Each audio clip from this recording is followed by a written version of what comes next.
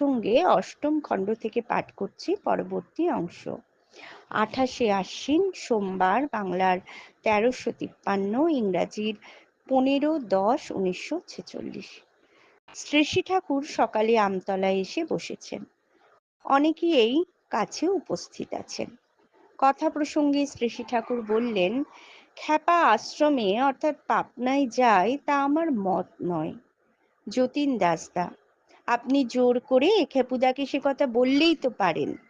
শ্রীশ্রী ঠাকুর, আমি সে কথা তো আগে বলেছি, তবে জোর করে বলি না এই জন্য যে জোর দিয়ে বলা সত্ত্বেও যদি সে কথা না শোনে তবে আরো বেশি খারাপ হয়।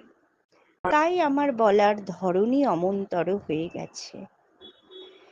প্রত্যেকের নিজস্ব রুচি থাকে, পছন্দ থাকে, ইচ্ছা থাকে, খেয়াল থাকে, বোঝে না আর